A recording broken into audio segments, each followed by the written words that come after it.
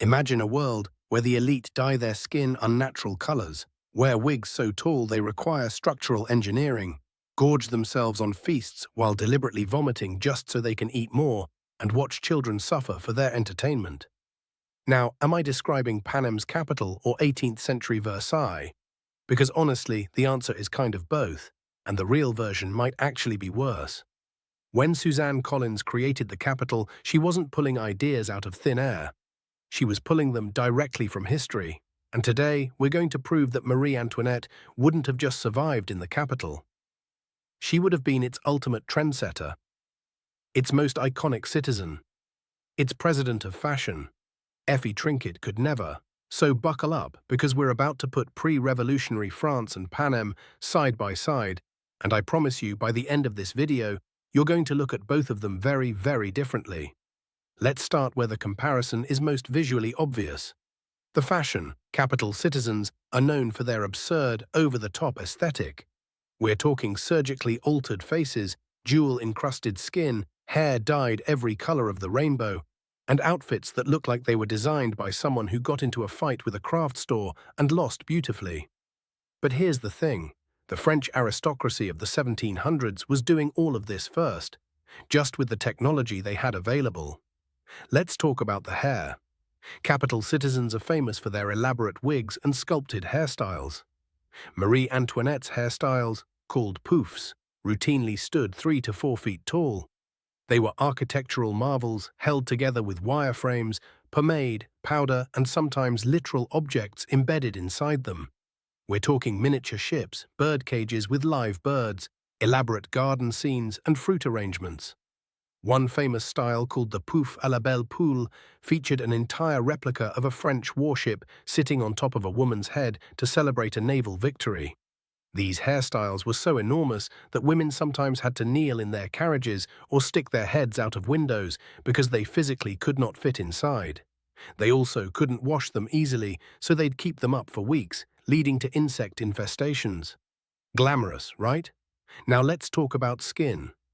Capital citizens alter their skin tones to greens, purples, and golds. French aristocrats couldn't change their skin color surgically, but they absolutely painted themselves.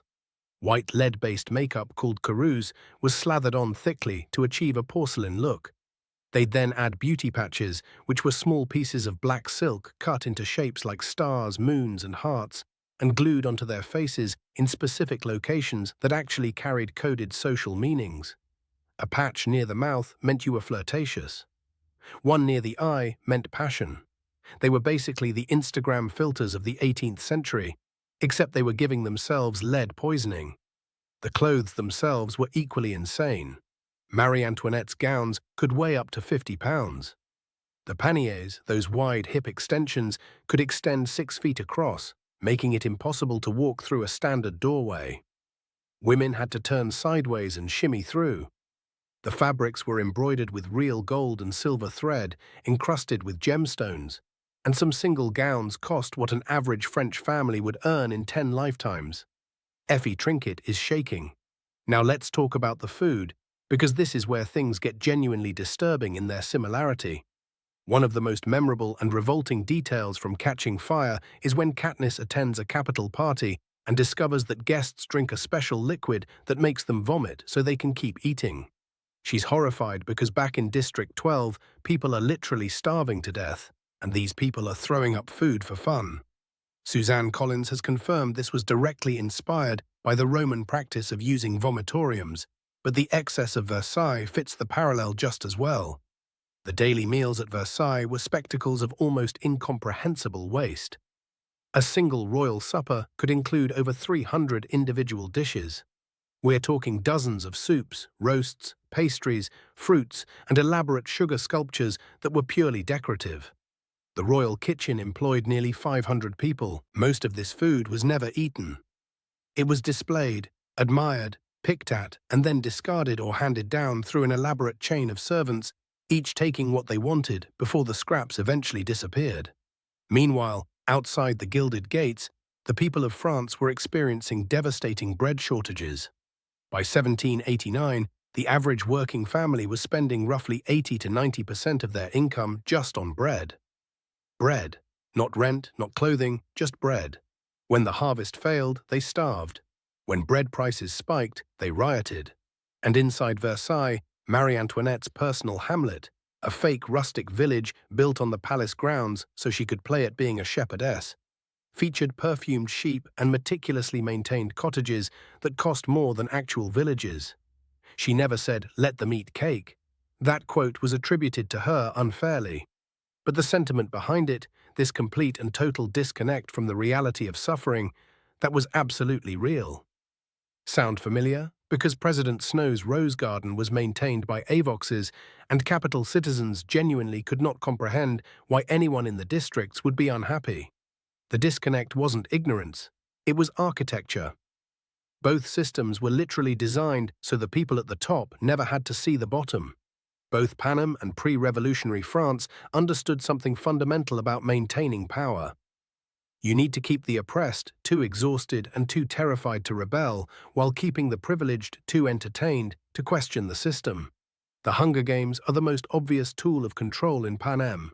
They serve as punishment, reminder, and entertainment simultaneously. The districts are forced to watch their children die, while the capital treats it as the social event of the season, complete with betting, sponsorships, and post-game celebrity culture. France didn't have a literal Hunger Games, but it had its own brutal spectacles. Public executions were major social events. People would bring their families, buy snacks from vendors, and jostle for the best viewing spots. The breaking wheel, where a prisoner's limbs were systematically shattered with an iron wheel, was performed in public squares to cheering crowds. Hangings, burnings, and drawn-out torture were all considered perfectly acceptable entertainment. And just like the capital's tessera system, where poorer children could enter their names additional times in the reaping in exchange for meager grain rations, the French system was rigged from birth. The aristocracy paid virtually no taxes. The burden fell almost entirely on the peasantry through a complex web of tithes, corvées, which were forced labor obligations, and taxes that funded the very luxury they were excluded from. You were essentially born into your district, and social mobility was a fantasy. The parallels extend even to propaganda. The capital uses mandatory viewing of the games and carefully controlled media to shape the narrative. The French monarchy used the spectacle of Versailles itself as propaganda, a physical manifestation of divine right and absolute power designed to overwhelm visitors into submission. Foreign diplomats would arrive and be so stunned by the opulence that they'd forget they were there to negotiate. Here's where the story gets really interesting, because both systems eventually faced the same consequence. Revolution. The French Revolution exploded in 1789, driven by starvation, inequality, and rage at a system that treated human suffering as background noise for aristocratic pleasure. The district's rebellion in Panem follows almost the exact same trajectory. A desperate population pushed past the breaking point rallies around symbolic acts of defiance.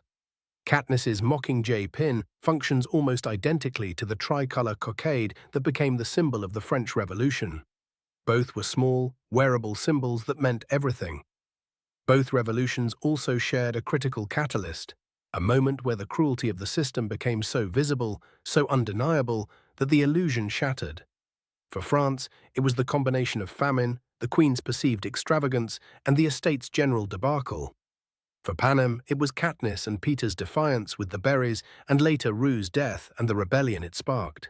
And tragically, both revolutions also grappled with the same dark question: what happens after you tear down the old system? The French Revolution devoured itself, descending into the Reign of Terror, where the revolutionaries started executing each other. Mockingjay explores this exact same theme through Coin, who reveals herself to be just another version of Snow. Collins wasn't just borrowing French aesthetics, she was borrowing the entire revolutionary cycle, the hope, the violence, the betrayal, and the uncomfortable truth that overthrowing a tyrant doesn't automatically create justice. So would Marie Antoinette have thrived in the capital? Absolutely, and here's why. She was already living in one. She was a teenager thrust into the most extravagant court in human history, expected to perform femininity and royalty simultaneously, and she responded by leaning all the way in. She became the most fashionable woman in Europe, She set trends that bankrupted lesser nobles trying to keep up. She hosted legendary parties, built fantasy worlds on the palace grounds, and became the living symbol of an entire system's excess. In the capital, she would have outstyled every citizen, outspent every sponsor, and probably would have had her own capital talk show. But here's the part we need to sit with. She was also a real person who was executed at 37 by a revolution she never fully understood. The capital citizens in Panem are played for comedy and disgust, but the French aristocrats were real people trapped in a system that dehumanized everyone. The starving poor who were treated as disposable, and the perfumed elite who were so insulated from reality that they couldn't see the guillotine coming. The Hunger Games works as powerfully as it does because it's not science fiction. It's a mirror, every element of Panem: the excess, the surveillance, the class warfare, the spectacle of suffering, has a direct historical precedent.